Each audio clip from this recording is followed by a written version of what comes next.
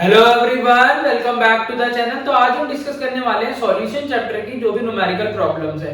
ये आपके लिए बहुत ही इंपॉर्टेंट वीडियो रहने वाली है क्योंकि इस वीडियो में मैं आपको सॉल्यूशन चैप्टर के फॉर्मूला शीट प्रोवाइड करने वाला हूँ। वो फॉर्मूला शीट जिसमें आपको 16 to 17 फॉर्मूले मिलेंगे, यूनिट कन्वर्जन मिलेंगे, जिसको अगर आप करके जाते हो, मतलब एक दिन पहले अगर आप सॉल्यूशन चैप्टर रिवाइज कर रहे हो तो आप पूरा चैप्टर रिवाइज करने की जरूरत नहीं है। उन फॉर्मूला शीट्स को पढ़ सकते हो, प्रीवियस ईयर तक लगाओगे तो वो इनफ हो जाएगा आपके लिए। और इसके अलावा मैं आपको इस वीडियो के अंदर हर एक चैप्टर जो न्यूमेरिकल पोर्शन है उस न्यूमेरिकल पोर्शन का एक एक न्यूमेरिकल आपको करके दिखाऊंगा जो कि सैंपल पेपर में आया हुआ है, जो कि प्रीवियस ईयर्स में आया हुआ है, जो कि एनसीईआरटी का न्यूमेरिकल है। वो न्यूमेरिकल मैं आपको करके दिखाऊंगा जिससे आपको क्या होगा, अगर आपको नहीं आता है तो आपको पता चल जाएगा, आपको आ जाएगा। लेकिन अगर आपको आता है तो आपको ये पता चल जाएगा कि किस तरह मेरे को अपना न्यूमेरिकल की तरफ अप्रोच रखनी है, कैसे मुझे उसको सॉल्व करना है, कैसे मुझे आंसर तक पहुंचना है। वो सारी चीजें आपको इस वीडियो में पता चल रही होगी। इसके अलावा मैं आपको एक और नोट्स दूंगा जिसके अंदर आपको जो भी न्यूमेरिकल पोर्शन है वो मिलेगा और उसी के साथ एक सैंपल न्यूमेरिकल मिलेगा जो कि मैंने आपको सॉल्व करा हुआ दिया हुआ है, जो कि सैंपल पेपर में आया हुआ है, जो कि आपके प्रीवियस ईयर के क्वेश्चन है, उसका मैं आपको नोट्स के अंदर भी दूंगा और यहाँ पे बोर्ड पे भी कराऊंगा। सो ये वीडियो आपके लिए बहुत इंपॉर्टेंट रहने वाली है। इसके अलावा भी मैं ऑर्गेनिक केमिस्ट्री का फुल प्लेलिस्ट बना के रखी हुई है, वन शॉट वीडियो डाल रखी है। सॉल्यूशन चैप्टर के इंपॉर्टेंट टॉपिक्स जानना चाहते हो तो भी डिस्क्रिप्शन में लिंक दे दिया है, उस वीडियो को वहां से चेक कर सकते हो और साथ साथ भी बताता चलूंगा। तो चलिए स्टार्ट करते हैं सबसे पहले हेनरी लॉ के साथ। ये देखो, हेनरी लॉ बहुत ही इंपॉर्टेंट है क्योंकि ये काफी बार पहले तो आया हुआ है लेकिन इस बार आपको सैंपल पेपर में भी देखने को मिला है इसका 3 नंबर में क्वेश्चन। तो हेनरी लॉ को ज्यादा इंपॉर्टेंस वगैरह ऐसे नहीं कि भाई बहुत हुआ नहीं बनाना है हेनरी लॉ का। क्या करना है, हेनरी लॉ की सबसे पहले तो आपको ये वाला फॉर्मूला पता होना चाहिए। उसके बाद ये 3 कन्वर्जन की 1 atm 10⁵ पास्कल होता है, 1 atm 760 मिलीमीटर ऑफ मर्क्यूरी होता है, 1 atm 1.013 बार होता है और एसटीपी पे जो प्रेशर होता है वो होता है 0.987 बार। तो ये 4 चीजें कन्वर्जन आपको आने चाहिए न्यूमेरिकल के लिए। इसके अलावा ये चारों चीजें आपको आ जाती है, ये फॉर्मूला आ जाता है। एक और फॉर्मूला है m = kh * m/p, m is the given mass there। तो वो वाला फॉर्मूला और ये फॉर्मूला आपको आना चाहिए। इसके अलावा अगर आप ये कर लेने के बाद आपको क्या करना है, न्यूमेरिकल इंडेक्स के पहला क्वेश्चन ये है, दूसरा क्वेश्चन ये दोनों क्वेश्चन एक एनसीईआरटी बैक एक्सरसाइज में क्वेश्चन है जिसमें मिक्सचर ऑफ गैसेस करके क्वेश्चन है, वो वाला क्वेश्चन है। एक और क्वेश्चन है जिसमें आपको केस 1 और केस 2 ऐसे करके क्वेश्चन है जिसमें आपको m = kh * p वाला फॉर्मूला लगेगा। एनसीईआरटी इंडेक्स एक्सरसाइज का क्वेश्चन है। वो मैंने इंपॉर्टेंट जो क्वेश्चंस बताए हैं मैंने सॉल्यूशन चैप्टर के, उसमें मैंने एनसीईआरटी के कौन से क्वेश्चन इंपॉर्टेंट है वो भी बताए हैं। तो उस वाली वीडियो को आप चेक करोगे तो आपको पता चल जाएगा। तो ये 4 न्यूमेरिकल फॉर्मूला अगर आप कर ले तो इसके अलावा आपको क्या करना है, इस टॉपिक से ना थ्योरेटिकल तो आना ही आना है, न्यूमेरिकल आए या ना आए, न्यूमेरिकल भी आ सकता है और थ्योरेटिकल, मतलब दोनों टॉपिक में इंपॉर्टेंट है। लेकिन थ्योरेटिकल आने के ज्यादा चांसेस है क्योंकि एप्लीकेशन है इसकी एप्लीकेशन में एक स्कूबा डाइवर, एक कार्बन डाइऑक्साइड, जब हम कोल्ड ड्रिंक के अंदर जो कार्बन डाइऑक्साइड होती है, कोल्ड ड्रिंक को जब ओपन करते हैं तो उसमें से फिल्स क्यों निकलती है, उसका क्वेश्चन। स्कूबा डाइवर काफी सारी ऑक्सीजन कैरी करके जाते हैं डाइव करने के लिए, तो जब वो बाहर आते हैं तो वो एक डिजीज से सफर करते हैं, उसको बेंड्स कहते हैं। तो बेंड्स को आपको एक्सप्लेन करना है। इसके अलावा हाई एल्टीट्यूड पे पीपल सफर करते हैं कौन सी डिजीज से, एनोक्सिया से, उसका रीजन क्या है। ये 3 एप्लीकेशन है, इन तीनों का एप्लीकेशन का मैं आपको लिंक दे दूंगा डिस्क्रिप्शन, जो नोट्स है उसी के लास्ट में आपको एप्लीकेशन का ये वाला क्वेश्चन मिल जाएगा, उसको अच्छे से कर लेना।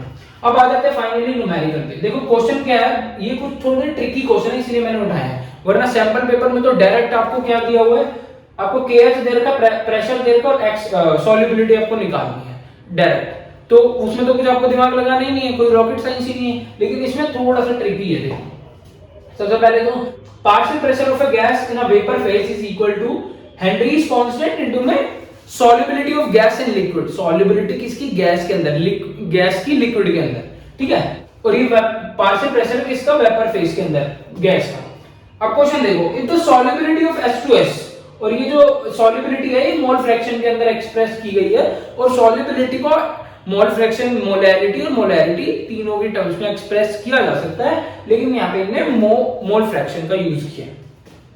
अब देखो सॉल्युबिलिटी ऑफ H2S, इससे पहले भी एक स्टेटमेंट थी इस क्वेश्चन में कि H2S एक पंजेंट स्मेल, रोटन एग की जैसी स्मेल आती है, वो उसका कोई वैल्यू नहीं था, इसलिए मैंने सीधा यहाँ से क्वेश्चन स्टार्ट किया। If the solubility of H2S in water at SPP is 0.195 molar. Calculate KH निकालना है। अब इस फॉर्मूले को अप्लाई करने के लिए आपका पार्शियल प्रेशर होना चाहिए और सॉल्युबिलिटी मोल फ्रैक्शन के अंदर होनी चाहिए, लेकिन यहाँ पे आपको मोलैरिटी की फॉर्म में दिया हुआ है और एसपीपी बोला हुआ है।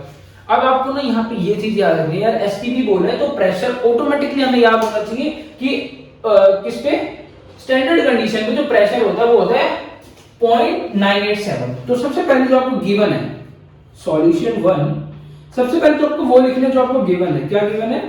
जो प्रेशर है आपको दे रखा है 0.987 बार, ठीक है। आगे स्टेटमेंट है वाटर H2S की सॉल्युबिलिटी पानी के अंदर, मतलब H2S पानी के अंदर डाला हुआ है एसपीपी कंडीशन पे, जो उसकी मोलैरिटी है वो ये है। अब इस स्टेटमेंट को समझने के लिए आपको मोलैरिटी का एक्चुअल मीनिंग पता होना चाहिए। मोलैरिटी होती है कि वो जो कोई भी आपका जो मॉलिक्यूल है, मान लिया H2S जो है यहाँ पे दिया हुआ है, वो जो मॉलिक्यूल है उसके मोल्स 100 ग्राम सॉल्वेंट के अंदर कितने हैं, इतने हैं। ये मोलैरिटी का मतलब ये होता है ये मोल्स ही है, ये H2S के मोल्स है, लेकिन एक क्वांटिटी के अंदर मोल्स है। कितनी क्वांटिटी के? 100 ग्राम वाटर के अंदर इसके इतने मोल्स है, उसको मोलैरिटी बोलते हैं। मोलैरिटी कुछ नहीं होता, number of moles in 100 gram of the solvent. तो यहाँ पे सॉल्वेंट वाटर दे रखा है, तो इनडायरेक्टली आपको यहाँ पे वाटर का मास दिया हुआ है, वाटर का मास दिया हुआ है आपको इनडायरेक्टली, दैट इज 1000 ग्राम, क्योंकि मोलैरिटी होती है number of moles of A solute in पर 100 gram of the solvent, 1000 gram sorry. तो यहाँ पे 1000 ग्राम तो सॉल्वेंट का मास हो गया और ये नंबर ऑफ मोल्स हो गए H2S के। ये मोलैरिटी नहीं है, ये नंबर ऑफ मोल्स है H2S के। यहां से आपको दो इंफॉर्मेशन मिली हुई है। अगर आपको मोलैरिटी दी हुई है ना, तो यहां से आपको दो इंफॉर्मेशन मिली हुई है, एक तो ये नंबर ऑफ मोल्स दे रखे हैं, दूसरा ये सॉल्वेंट का क्या मास है वो भी दे रखा है आपको। तो ये मोल्स हो गए 0.195 मोल।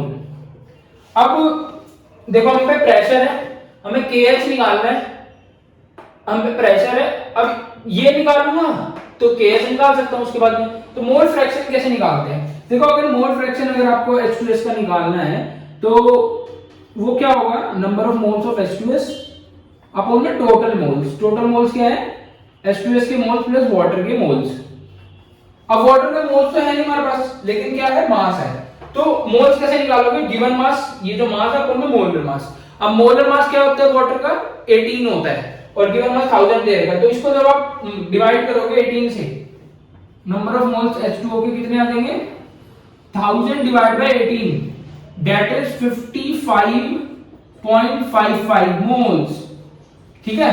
नंबर ऑफ मोल्स दोनों क्या आ चुके हैं। क्या मोल फ्रैक्शन नहीं निकाल सकते? H2S का निकाल सकते हैं। तो दोनों की वैल्यू आपको रखनी है इसके अंदर। ये रखी हमने दोनों की वैल्यू 0.195 अपॉन में 0.195 प्लस 55.5।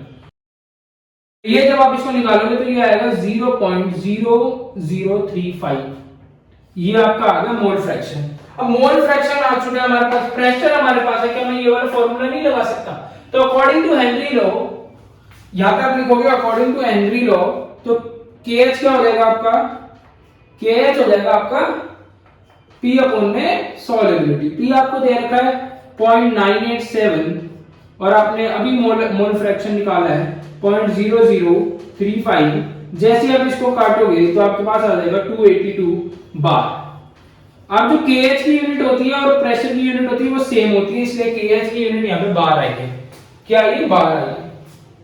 तो बहुत सिंपल था स्टेटमेंट में, बस आपको यही एक ट्रिकी था। दो चीजें, अगर आपको एसटीपी पे प्रेशर नहीं पता तो भी नहीं कर पाओगे, और मोलैरिटी का क्या मतलब होता है ये भी नहीं पता तो भी आप इस क्वेश्चन को नहीं कर पाओगे। तो होप आपको ये वाला क्वेश्चन समझ में आया होगा। तो अब सेकंड क्वेश्चन देखो, KH of CO2 in water इतना दे रखा है, KH दे रखा है, पहले स्टेटमेंट में बस इतना ही समझ आ रहा है। दूसरा बोला calculate the quantity of CO2 in, quantity क्या होता है? क्वांटिटी का मतलब आपसे मास पूछा गया है।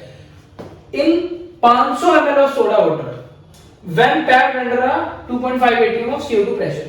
तो यहाँ पे आपको प्रेशर दिया हुआ है KH और आपको यहाँ पे KH भी दिया हुआ है और क्वांटिटी पूछा है ये तो सॉल्युबिलिटी होती है, लेकिन पूछा तो आपसे क्वांटिटी है। यहां से आप क्वांटिटी निकाल सकते हो क्योंकि आपको सॉल्युबिलिटी निकाल सकते हो क्योंकि आपको ये भी दिया हुआ है, ये भी दिया हुआ है। लेकिन सॉल्युबिलिटी और क्वांटिटी में तो डिफरेंस रहता है। लेकिन क्या पहले मैं ये निकाल लेता हूं, उसके बाद देखता हूं कि क्या कैसे मैं पहुंच सकता हूं क्वांटिटी की तरफ। देखो, तो इसके लिए मेरे को KH गिवन है, गिवन चीजें लिखनी है। सबसे पहले आपको गिवन है, आपको KH की वैल्यू, KH है 1.67 इंटू में 10 की पावर 8 पास्कल। आपको प्रेशर भी गिवन है, ये गिवन। लेकिन मैंने आपको बताया जो आपको प्रेशर और KH की यूनिट सेम लेनी है। तो प्रेशर आपको 2.5 ATM दे रखा है, तो ATM दे रखा है और पास्कल में आपको KH दे रखा है। दोनों की यूनिट सेम करने के लिए ये रहा फॉर्मूला, 1 ATM 10 की पावर 5 पास्कल का इक्वल होता है। तो मैं इसको पास्कल में कन्वर्ट कर लेता हूं, मेरा आसान रहेगा। तो ये आपके लिए हो जाएगा 2.5 इंटू में 10 की पावर 5 पास्कल। अब दोनों की यूनिट सेम हो गई। अब मैं निकाल सकता हूं सॉल्युबिलिटी, लेकिन सॉल्युबिलिटी है किसकी? उसी की सॉल्युबिलिटी निकलेगी जिसकी आपको प्रेशर दिया हुआ है। Soda water where packed under 2.5 ATM CO2 pressure. तो मतलब CO2 को आपको यहाँ पे प्रेशर दिया हुआ है, तो उसी की सॉल्युबिलिटी निकलेगी जिसका आपको प्रेशर दिया हुआ है। तो यहाँ पे प्रेशर निकालने के लिए, ये सॉल्युबिलिटी निकालने के लिए P अपॉन में KH, तो 2.5 इंटू में 10 की पावर 5 डिवाइड बाय 1.67 इंटू में 10 की पावर 8। पास्कल से पास्कल कैंसिल हो जाएगा। अच्छा, इसको जब आप कैंसिल करोगे ये आएगा 1.5 लगभग 10 की पावर -3। ये आपका आ गया सॉल्युबिलिटी। सॉल्युबिलिटी आ गई CO2 की। अब क्वांटिटी पूछी है यार, क्वांटिटी होती है मास, और मास को मैं निकाल सकता हूं नंबर ऑफ मोल से। नंबर ऑफ मोल्स क्या होते हैं? गिवन मास अपॉन में मोलर मास, यही तो होते हैं नंबर ऑफ मोल्स। अब आपको ये पूछा है, मोलर मास आपको पता होता है CO2 का कितना होता है, 42 होता है ना। 12 प्लस 16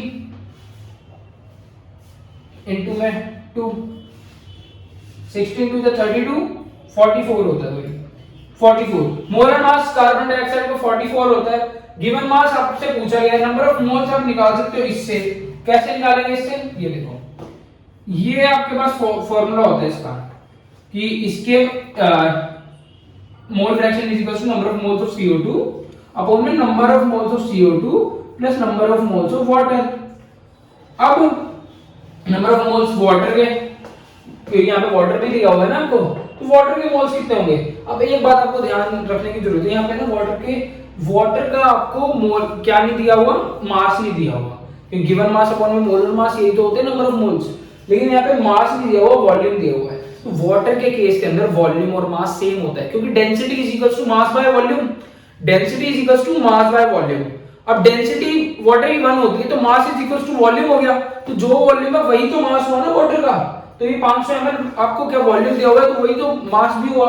तो यहां से हम निकाल सकते हैं इजीली वाटर के मोल्स। गिवन मास आपको दे रखा है 500 ग्राम्स, मोल्स वॉल्यूम दिया हुआ ml में दिया हुआ, लेकिन क्या हो गया, ग्राम्स में ले सकते हैं हम इसको, क्योंकि वॉल्यूम और मास सेम होता है वाटर के लिए। गिवन मास अपॉन में मोलर मास वाटर का 18 होता है।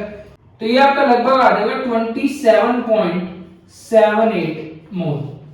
अब आपके पास जो नंबर ऑफ मोल्स आए हैं वाटर के, देखो 27.78 आए हैं, और जो नंबर मोल फ्रैक्शन है CO2 को देखो 1.5 to 10 की पावर -3। -3 का मतलब समझते हो, मतलब पॉइंटों में आ रहा है नंबर ऑफ मोल्स इसके। मोल फ्रैक्शन क्या होता है? मोल फ्रैक्शन और नंबर ऑफ मोल्स तो और कम होंगे इससे। मोल फ्रैक्शन ही इतना आ रहा है तो नंबर ऑफ मोल्स तो और कम होंगे इससे। तो और इसके देखो 27 है और उसके पॉइंटों में है, तो number of moles of water जो है वो बहुत ज्यादा है as compare to number of moles of CO2। तो मैं इसको ये नहीं लिख सकता सीधा, number of moles of CO2 divide by number of moles of water, क्योंकि ये तो नेग्लिजिबल है इसके कंपैरिजन में, है ना। ये तो बहुत बड़ी क्वांटिटी है, तो जीरो में आ रही है, आप देख सकते हो 1.5 10 की पावर -3, तो मोल फ्रैक्शन है, मोल्स तो और कम होंगे। तो इसको हम ऐसे लिख सकते हैं। तो नंबर ऑफ मोल्स मेरे पास CO2 के निकाल सकता हूं ऐसे, क्योंकि मेरे पास ये है 1.5 × 10 की पावर -3 और ये मैंने अभी निकाला ये रहा। तो यहां से मैं निकाल सकता हूं, इसकी वैल्यू रखेंगे 1.5 × 10 की पावर -3, तो number of moles of CO2 आपके पास आ गए 1.5 × 10 की पावर -3 मल्टीप्लाई ये जो भी क्वांटिटी है 27.78, तो ये जब आप 1.5 को मल्टीप्लाई करोगे 27.78 से, ये आ जाएगा 41.67 10 की पावर -3 ऐसे का ऐसे। तो ये जो आया है आपके पास, ये आ गया number of moles of CO2। आपको मास निकालना है, ये निकालना है, ये आपको मिल चुका है और मोलर मास आपके पास है। तो अब ये नहीं निकाल सकते क्या हम गिवन मास? बिल्कुल निकाल सकते हैं, अभी रख देते हैं। तो इस वाली वैल्यू को हम रखेंगे यहाँ पे, तो ये आ गया गिवन मास जो है आपके पास, mass of CO2, mass of CO2 होगा 41, मास ऑफ CO2 हो जाएगा 41.67 इंटू में 10 की पावर -3 मल्टीप्लाई में क्या रखेंगे हम 44, इसका मोलर मास। तो जब आप इस क्वांटिटी को इससे मल्टीप्लाई करोगे 44 से, तो ये आ जाएगा आपको 1.834 इंटू में 10 की पावर -3 ग्राम्स। तो ये आपके पास आ गया मास ऑफ CO2।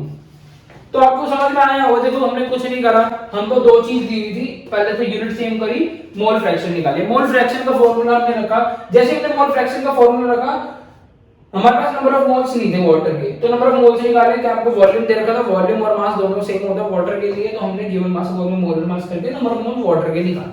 अब हमारे पास मोल फ्रैक्शन था और ये इसकी कंपैरिजन में नेग्लिजिबल था, तो हमारे पास ये आ गया। तो यहाँ से नंबर ऑफ मोल CO2 के निकाले, इन दोनों को मल्टीप्लाई करके नंबर ऑफ मोल CO2 के आ गए। उसको हमने रखा गिवन मास को मोलर मास के फॉर्मूले के अंदर, और मोलर मास को नंबर ऑफ मोल से मल्टीप्लाई करा, तो हमारे पास मास आ गया जो कि हमसे पूछा गया था, क्वांटिटी।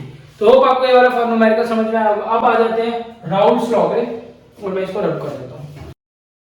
राउल्स लॉ बहुत आसान है, इसमें RMVP और सारी चीजें कवर हो जाएगी, लेकिन ये काफी इंपॉर्टेंट है। ये जो क्वेश्चन मैंने लिखा है प्रीवियस ईयर्स में भी आया हुआ, NCERT का भी। तो राउल्स लॉ किसी नहीं कहता है जो प्रेशर है ना, पार्शियल प्रेशर है, वो इक्वल होगा किसी, मतलब पार्शियल प्रेशर ऑफ सॉल्यूट है, सॉल्वेंट है, तो partial pressure of solvent, A हमारा सॉल्वेंट होता है, B हमारा सॉल्यूट होता है। तो पार्शियल प्रेशर ऑफ सॉल्वेंट उसी के सॉल्वेंट के ही प्योर प्रेशर इनटू में उसकी जो सॉल्युबिलिटी उससे मल्टीप्लाई कर दोगे, तो वो आपका हो जाएगा पार्शियल प्रेशर ऑफ सॉल्वेंट। उसके पार्शियल प्रेशर ऑफ सॉल्यूट का क्या होगा, उसी के प्योर, ये डॉट का मतलब है प्योर है, प्योर सॉल्यूट का जो पार्शियल प्रेशर है इनटू मोल, उसका जो मोल फ्रैक्शन है। अब पार्शियल टोटल प्रेशर क्या होगा, इन दोनों को जब हम प्लस कर देंगे तो PA + PB ये आपका टोटल प्रेशर हो जाएगा। तो ये फॉर्मूला आपको अच्छे से याद रखना। इसके अलावा आपसे पूछते हैं वेपर फेज के अंदर मोल फ्रैक्शन बताओ, वेपर फेज के अंदर मोल फ्रैक्शन। तो वेपर फेज के अंदर कैसे बताओगे, जो भी अगर आपको सॉल्वेंट का वेपर प्रेशर निकालना है तो उसका partial pressure upon the total pressure. ऐसे ही आपको अगर सॉल्यूट का वेपर प्रेशर निकालना है तो पार्शियल प्रेशर सॉल्यूट का और उसका टोटल प्रेशर। तो ये कुछ फॉर्मूले जो आपको अच्छे से याद रखने, फॉर्मूला शीट में भी मैंने दिए हुए हैं। अब आ जाते हैं क्वेश्चन की तरफ। देखो क्वेश्चन में क्या कह रहा है, the vapour pressure of a pure liquid A and B, ये आपका NCERT और प्रीवियस ईयर का क्वेश्चन है। क्या कह रहा है, the vapour pressure of pure liquid A and B are, ये आपको प्रेशर दिए हुए हैं रिस्पेक्टिवली A और B की। तो हम PA और PB मान लेते हैं उसको। PA का आपको जो प्रेशर है वो दिया हुआ है, प्योर स्टेट के अंदर दिया हुआ है, तो प्योर स्टेट का भी बताया ना मैंने आपको, नोट आएगा। तो प्योर स्टेट के अंदर दिया था 450 mm ऑफ Hg में दिया हुआ है आपको, और P नॉट ऑफ B आपको दिया हुआ है 700 mm ऑफ Hg। अब आगे स्टेटमेंट पढ़े तो लिखा हुआ है find out the composition of the liquid mixture. Composition निकालने है जब आपको टोटल प्रेशर जो है इतना दे रखा, PT भी आपको दिया हुआ है, थोड़ी सी इसमें एक भर लेते हैं।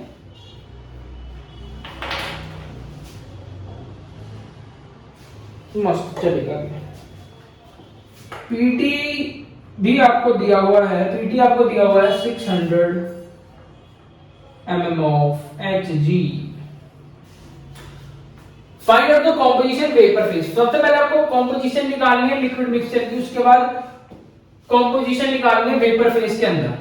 कंपोजिशन का मतलब होता है यार, कंपोजिशन का मतलब क्या होता है, कोई भी चीज है उसको दो पार्ट्स में डिवाइड कर देते हो, तो वो मतलब कितने हैं, वो उसके कंपोजिशन कितने हैं, कितना उसका मास है, कितना उसके नंबर ऑफ मोल्स है। तो कंपोजिशन होता है मोल फ्रैक्शन यहाँ पे। तो सबसे पहले आपसे P नॉट ऑफ A और P नॉट ऑफ B आपको दे रखा है, X से और X भी आपसे पूछा हुआ है, सबसे पहले ही पूछा हुआ फाइंड आउट द कंपोजिशन। तो X से पूछा हुआ है आपसे, X भी आपसे पूछा हुआ है। तो X और X भी मैं तब निकाल देता जब मेरे को ये दोनों गिवन होते, लेकिन मेरे को ये दोनों तो गिवन है, लेकिन ये दोनों वैल्यू नहीं गिवन है। तो हम PT वाला फॉर्मूला लगाते हैं। तो पीटी का जो फॉर्मूला होता है वो होता है पीए प्लस पीबी। तो पीए क्या है हमारा, P naught of A X A और पी नॉट ऑफ बी। अब आपको पता है जो मोल फ्रैक्शन होता है वो क्या होता है, एक्स ए का मोल फ्रैक्शन और एक्स बी का मोल फ्रैक्शन, दो टोटल का जो मोल फ्रैक्शन होता है वो 1 के इक्वल होता है मोल फ्रैक्शन।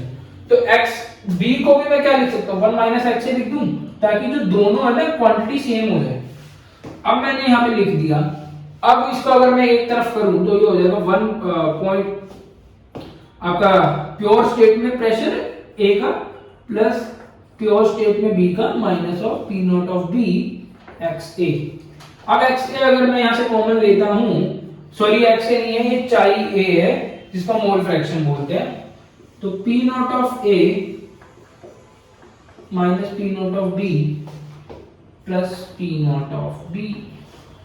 अब हमारे पास सबकी वैल्यू है कि नहीं है, देखो अब पीटी की वैल्यू क्या है, पी नॉट ऑफ बी की भी है, पी नॉट ऑफ ए की भी है, पी नॉट ऑफ बी की भी है और एक्स ए की नहीं है। तो पीटी की वैल्यू है 600, हम रख देते हैं यहाँ पे। एक्स ए की वैल्यू हमें निकालनी है, मतलब कि चाहे ए की। P naught of A, P naught of A है आपका, पी नॉट ऑफ ए की वैल्यू आपको दी हुई है 450 माइनस 700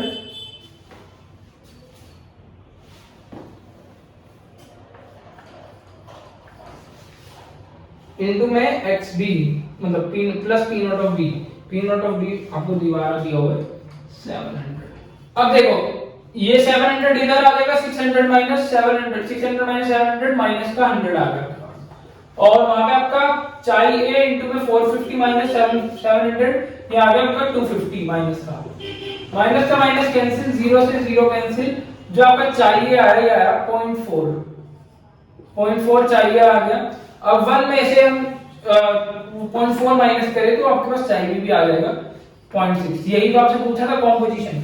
अब कॉम्पोजिशन आपसे पूछी थी, हमने कॉम्पोजिशन बता दी। सेकंड क्वेश्चन था वेपर फेज के अंदर बतानी है, तो वेपर फेज का फॉर्मूला ये रहा, लेकिन इसके लिए आपको पीए और पीबी भी चाहिए और पीए और पीबी हमने भी निकालेंगे, तो पीए और पीबी हम निकाल सकते हैं। लेकिन अब पीए का फॉर्मूला क्या है आपका, P naught of A, P naught of A कितना दिया हुआ आपको 450 इनटू में एक्स, ये हमने निकाला चाहिए ए, ये आपका 400.4। अब जब इसको आप सोल्व करोगे तो यहां से 0 से 0 कैंसिल, 4 5 या 20 और 4 4 16 और ये 280, तो ये आपका आ गया पीए mm ऑफ hg। अब पीबी निकालते हैं, पीबी तो पीबी आपका आ जाएगा 0.6 मल्टीप्लाई में P naught of B, that is P naught of B 700, तो यहां से पॉइंट नीचे आ गया, 10 कैंसिल हो गया, 6 0 0 6 7 42 mm ऑफ hg। तो ये आपका आ गया पीबी। अब पीबी आ गया, पीए आ गया, अब आपको ये निकालना है वाई और वाई बी, तो कुछ नहीं, अब तो कुछ बचा ही नहीं, तो वाई निकालोगे तो उसके लिए आपको क्या करना होगा, पीए दैट इज 180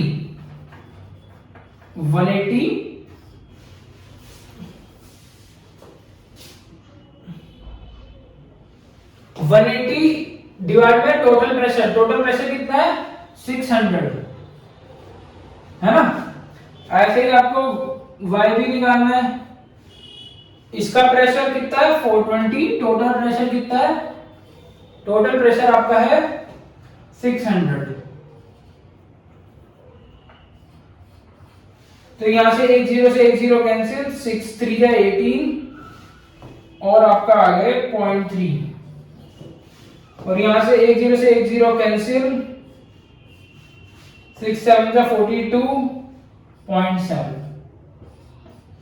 तो यहाँ पर वाई भी और वाई भी आ गया, चाहिए बी भी आ गया आपके पास। यही आपसे कॉम्पोजिशन पूछी गई थी। ये आपके फॉर्मूले हैं यार, इसको बहुत अच्छे से याद कर लेना, राउल्स लॉ के ये आपको अच्छे से याद करना है, फॉर्मूला शीट में भी दे दिए हैं। और इस तरह आपको क्वेश्चन पढ़ना है, क्या क्या दिया हुआ है, फॉर्मूले रखने हैं। पीटी का फॉर्मूला रखा मैंने, उसके बाद जो मेरे पास फॉर्मूला था इसको हमने सब्स्टिट्यूट किया यहाँ पे, उसके बाद धीरे धीरे सॉल्व करा और कैलकुलेशन इतनी आसान है। आपसे ना डायरेक्ट, ज्यादातर डायरेक्ट क्वेश्चन पूछेंगे, लेकिन आपको कन्वर्जन्स भी थोड़े बहुत आने चाहिए। तो अब हम बढ़ते हैं कॉलिगेटिव प्रॉपर्टीज की तरफ। तो चलिए अब elevation in boiling point, depression in freezing point को डिस्कस करते हैं। न्यूमेरिकल्स में आपको बताऊंगा और बिल्कुल आसानी से हम इसको कर लेंगे।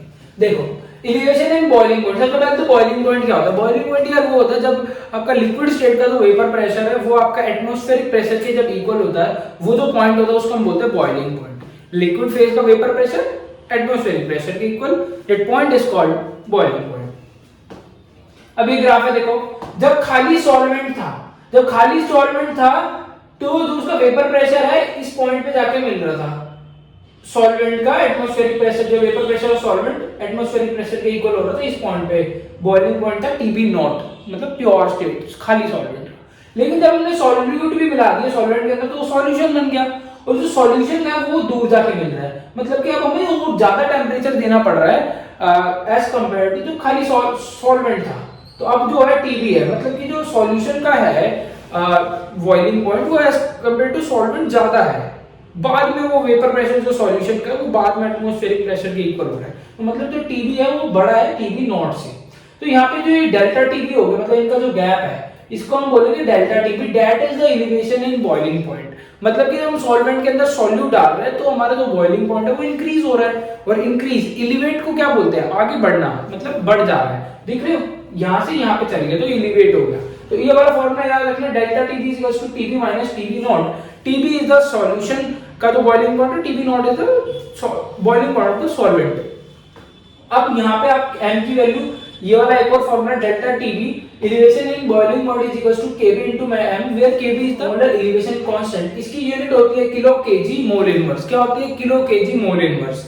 आपसे पूछा भी जाता है what is kb is nothing but it is equal to the elevation in boiling point when molarity is unity. ठीक है, जब मोलैरिटी यार 1 होगी तो kb is equal to delta TB हो जाएगा, सिंपल। तो ये था कि इसके फॉर्मूले, इसकी थ्योरी वगैरह जो आपको अच्छे से पता होनी चाहिए। कि कई बार आपसे यही पूछ लेता है कि यहाँ पे किसका वेपर प्रेशर, यहाँ पे किसका है, ये सारी चीजें पूछ लेता है आपसे। ठीक है, तो ये था फॉर्मूले जो आपको अच्छे से एलिवेशन पॉइंट के अच्छे से याद रखना है। अब ये है न्यूमेरिकल, इसका कह रहा है ये आपका एनसीईआरटी का न्यूमेरिकल है, प्रीवियस ईयर्स में आया हुआ है, तो काफी इंपॉर्टेंट है। तो ये कह रहा है boiling point of water at 750 mm of Hg। जो बॉइलिंग पॉइंट है वाटर का 750, अच्छा बॉइलिंग पॉइंट क्या होता है वाटर का? बॉइलिंग पॉइंट होता है वाटर का 100 डिग्री सेल्सियस। ठीक है, यहाँ पे आपको दे रखा है बॉइलिंग पॉइंट वाटर का 750 mm ऑफ, मतलब इतने प्रेशर पे जो बॉइलिंग पॉइंट है वो इतना है। कह रहा है how much sucrose is to be added, कितना शुगर को डाला जाए added to 500 gram of water. 500 gram पानी के अंदर कितना शुगर डाला जाए such that it boils at 100 degree Celsius. तो उसका कितना अमाउंट डालूं मैं शुगर का कि वो किस पे 100 डिग्री सेल्सियस पे बॉईल कर जाए। मतलब ये आपको सॉल्यूशन का बॉइलिंग पॉइंट दे रखा है, ये आपको सॉल्वेंट का बॉइलिंग पॉइंट दे रखा है। तो डेल्टा टीबी आप निकाल सकते हो यहाँ से, तो डेल्टा टीबी आप निकाल सकते हो यहाँ से इजीली। ये आपको सॉल्यूशन का दे रखा है, ठीक है, 100 माइनस आपको ये दे रखा है, देखो boiling point of water. Water तो सॉल्वेंट होता है, ऑलवेज सॉल्वेंट है, वाटर हमेशा सॉल्वेंट होता है। 99.63 दैट इज 0.37 डिग्री सेल्सियस। ये आपके पास आ गया डेल्टा टीबी। पूछा गया आपसे हाउ मच सुक्रोज, मतलब सुक्रोज सॉल्यूट का मास आपसे ये पूछा गया है। ठीक है, तो अब हम यहाँ पे वैल्यूज रखते हैं इसके अंदर 0.34 0.37 है, sorry 0.37 is equals to kb। kb की वैल्यू आपको दिख गई ना, ये 0.52। अच्छा, kb की वैल्यू आपको गिवन है 0.52। यहाँ पे आपको w भी निकालना है, उसको हमने x लेट कर लिया, ये 1000 ऐसे का ऐसे। अच्छा, नीचे है मोलर मास किसका? सॉल्यूट का। सॉल्यूट क्या होगा? सुक्रोज है। सुक्रोज का मोलर मास होता है 342, निकाल के भी देख सकते हो आप। ठीक है, 342 और मास होता है सॉल्वेंट, सॉल्वेंट का मास। अब यहाँ पे देखो सॉल्वेंट का मास आपको दिया हुआ है, वाटर का मास 500। अब जब आप इसको सॉल्व करोगे x की वैल्यू आ जाएगी, ये तो कट गया 2, ठीक है, उसके बाद ये फिर कट गया 2 1 7 1। तो ये आपका आ गया x = 122 ग्राम। मतलब कि जो आपका सॉल्यूट का मास है वो आपका आ गया, मतलब शुगर का जो मास आपसे पूछा गया वो आ गया 122 ग्राम। कुछ नहीं करा हमने यार, जो दो चीजें दी हुई है बस आपको पहचान लेना है कि क्या चीज क्या है। एक बार अच्छे से स्टेटमेंट को पढ़ना है, देखो क्या बोला गया है। Boiling point of water, water हमेशा सॉल्वेंट होता है, तो मतलब टी भी आपको दिया हुआ है। उसके बाद आपसे पूछा हाउ मच शुगर, कितना शुगर ऐड किया जाए, मतलब शुगर ऐड कर रहे हैं तो सॉल्यूट है, तो सॉल्यूट का मास गिवन है आपको, ठीक है। मोलर मास आपको पता होता है, नंबर ऑफ मोल्स निकल गए, सीधी सीधी बात। उसके बाद बॉइल्स ऐड कह रहा है कितना डाला जाए कि वो इतने पे बॉईल हो, मतलब सॉल्यूशन का दिया हुआ है, डेल्टा टी भी आपके पास आ गया, वैल्यू रखी, सीधा आंसर। लेकिन आपको इसको अच्छे से पढ़ना पड़ेगा, क्या दिया हुआ है क्या नहीं दिया। अब आते हैं डिप्रेशन पे, जो कि इससे काफी सिमिलर है, डिप्रेशन इन फ्रीजिंग पॉइंट। देखो फ्रीजिंग पॉइंट क्या होता है, जिस पॉइंट पे लिक्विड फेज का वेपर प्रेशर सॉलिड स्टेट के इक्वल हो जाए, उस पॉइंट को हम बोलते हैं freezing point. Freezing point water का होता है 0 डिग्री सेल्सियस, ये आपको अच्छे से पता होना चाहिए। अब देखो ये देखो सॉलिड सॉल्वेंट है, ये सॉलिड सॉल्वेंट लिक्विड सॉल्वेंट में कन्वर्ट हो रहा है डेल्टा टीएफ नॉट पे, लेकिन जो सॉल्यूशन है वो हो रहा है टीएफ पे। मतलब सॉल्यूशन यार पहले ही लिक्विड फेज में कन्वर्ट हो जा रहा है, मतलब जो सॉल्यूशन का फ्रीजिंग पॉइंट है वो पहले आ जा रहा है एज कंपेयर टू जो खाली सॉल्वेंट का क्या है फ्रीजिंग पॉइंट है। तो मतलब यहाँ पे आपका सॉल्वेंट का फ्रीजिंग पॉइंट ज्यादा है, तो सॉल्वेंट का फ्रीजिंग पॉइंट माइनस सॉल्यूशन का फ्रीजिंग पॉइंट, इसको हम बोलते हैं, इस डेल्टा टीएफ को हम बोलते हैं depression in freezing point. Depression का मतलब होता है कम होना यार, ठीक है, तो ये डिप्रेस हो रहा है। सेम वही केएफ इनटू में वहां पे के भी था, यहाँ केएफ है। KF is nothing but a cryoscopic constant या फिर मोलर डिप्रेशन कांस्टेंट। इसकी डेफिनेशन होगी when molarity is unity, molar depression constant is equals to depression in freezing point. ये इसकी डेफिनेशन है। अब ये वाला फॉर्मूला आपको अच्छे से याद रखना है। अब क्वेश्चन देखो, a solution containing 34.2 gram of cane sugar, एक सॉल्यूशन है जिसके अंदर 34.2 ग्राम केन शुगर प्रेजेंट है, उसको डिसॉल्व किया गया है 500 सेंटीमीटर क्यूब ऑफ वाटर के अंदर, जो कि जम जा रहा है आपका कितने में, ये आपको क्या दिया हुआ है, delta TF is equals to TF naught minus TF. अब प्योर वाटर का कितना होता है फ्रीजिंग पॉइंट 0 डिग्री सेल्सियस, सबको पता है, माइनस ये आपको किसका दिया हुआ है, सॉल्वेंट का, खाली वाटर का दिया हुआ है यार, सॉल्यूशन कंटेनिंग इतने gram dissolved in this of water flow, जो कि इतने पे क्या हो रहा है, जम जा रहा है, ये आपको सॉल्यूशन का दिया हुआ है। तो ये है -0.374, जो कि आपका पॉजिटिव आ जाता है 0.374 डेल्टा टी, ये आपका डिग्री सेल्सियस में आ गया। अब पूछ रहे हैं आपसे कैलकुलेट द फ्रीजिंग पॉइंट, जो आपसे केएफ पूछा गया, आपसे केएफ पूछा है आपसे, मतलब केएफ पूछा है आपसे, डेल्टा टीएफ आ चुका है और एम हमारे पास नहीं है। अब केएफ हमें निकालना है, तो हम ये वाला फॉर्मूला लगा लेते हैं, delta TF is equals to KF into में molar mass of the solute. Molar mass कितना है सॉल्यूट का, गिवन मास कितना है 34.2 इनटू में 1000 अपॉन में मोलर मास ऑफ सॉल्यूट का मोलर मास कितना है, कितना होता है इसका 342 multiply mass of the solvent. अब ये वाटर का जो मास होता है वो वॉल्यूम के इक्वल होता है और डेंसिटी 1 होती है, मास ऑफ वॉल्यूम इक्वल, पहले भी बताया था, तो 500 आ गया। तो यहां का आपको डेल्टा टीएफ दे रखा है, तो यहां से एक जीरो हटेगा, एक जीरो यहाँ पे आ जाएगा, तो 3 जीरो से 3 जीरो कैंसिल, आपके 342 से 342 कैंसिल, तो यहाँ से आपका बच गया 5 और यहाँ पे आपका टीएफ है ही, तो केएफ कितना आ जाएगा आपका, KF is equals to delta TF that is 0.3754 multiply में 5, तो 5 4 जा 20, 5 7 जा 35 और 7 और 5 3 जा 15 और 5 18 और कितने जीरो है 3, तो 1 2 3, तो आंसर आ गया आपका 1.87 किलो केजी मोल इनवर्स। तो केएफ आ गया आपका 1.87 किलो केजी मोल इनवर्स, ये आपको याद रखिए ये यूनिट। और होप आपको डिप्रेशन इन फ्रीजिंग पॉइंट और एलिवेशन इन बॉइलिंग पॉइंट समझ में आया होगा। और अब बढ़ते हैं लास्ट में वांट ऑफ फैक्टर की तरफ। तो चलिए अब डिस्कस करते हैं वांट ऑफ फैक्टर, जो कि काफी इंपॉर्टेंट है और लास्ट पार्ट है हमारे इस वीडियो का।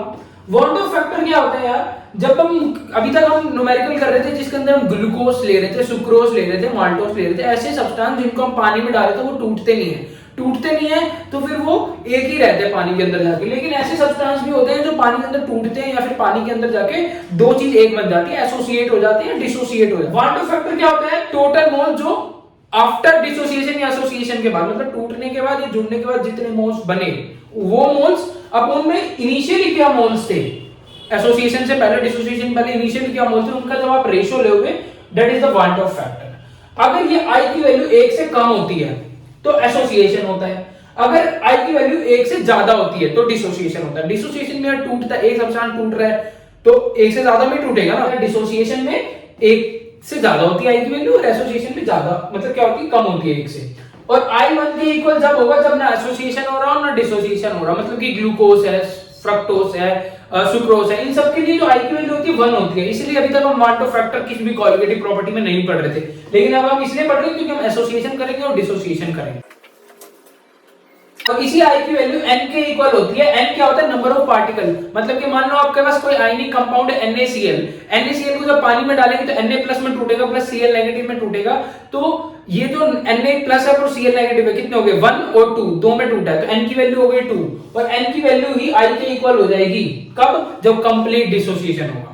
जब कंप्लीट डिसोसिएशन होगा n is equal to i होगा, लेकिन जब कंप्लीट डिसोसिएशन नहीं होगा तो अल्फा निकालना होता है आपको, डिसोसिएशन कांस्टेंट। और एसोसिएशन के केस में अल्फा एसोसिएशन निकालना पड़ता है, जिसके फॉर्मूले है i-1 अपॉन में n-1 डिसोसिएशन के लिए। अल्फा a का फॉर्मूला है i-1 अपॉन में 1 बाय n-1। तो ये आपके दोनों फॉर्मूले आपको अच्छे से याद रखने हैं। उसके अलावा आपको जो भी कोलिगेटिव प्रॉपर्टीज हैं, जिस भी केस में आपको आयनिक कंपाउंड दिखता है, ठीक है, उसके केस में आपको I का यूज करना है, वन ऑफ फैक्टर का। आयनिक कंपाउंड दिखता है तो आयनिक कंपाउंड जब दिखेगा तो आपके कोलिगेटिव प्रॉपर्टी के फॉर्मूले में I आ जाएगा, जैसे RLBP में I आ जाएगा, यहाँ पे IKBM हो जाएगा, IKFM हो जाएगा, ICRT हो जाएगी। ये आपका ओस्मोसिस है। ओस्मोटिक प्रेशर का एक और बात मैंने आपको यहाँ पे नहीं कराया न्यूमेरिकल, उसके न्यूमेरिकल का बहुत कम चांसेस है आने का, बस ये फॉर्मूला है पाई-CRT, और क्वांटम फैक्टर के केस में पाई=ICRT। और इसके अलावा उसके एप्लीकेशन है जिसमें आपका रिवर्स ओस्मोसिस है, सेमी परमेबल मेम्ब्रेन है, ओस्मोटिक प्रेशर की डेफिनेशन है, ओस्मोसिस की डेफिनेशन है। और उसके अलावा आपका पूछ लेता है कि मैक्रोमोलिक्यूल्स को मेजर करने के लिए ओस्मोटिक प्रेशर ही क्यों यूज किया जाता है, एलिवेशन क्यों नहीं यूज किया जाता, तो उसका रीजन, इन सब का मैं आपको इसी जो मैं आपको नोट्स देने वाला हूं न्यूमेरिकल के, उसी के पीछे आपको ओस्मोसिस का और हेनरी लॉ के एप्लीकेशन का दोनों के नोट्स मिल रहे होंगे। अब ये आपने अच्छे से पढ़ लिया होगा, तो अब हम चलते हैं इसके न्यूमेरिकल की तरफ, जो कि काफी आसान है। 2 टाइप के न्यूमेरिकल है। देखो, calculate the freezing point, solution का फ्रीजिंग पॉइंट निकालना है आपको जब आपको 1.5 ग्राम ऑफ MgCl2 दे रखा है। इसके अलावा आपको इसका मोलर मास दे रखा है 95 ग्राम पर मोल, ठीक है, ये इसका मोलर मास हो गया।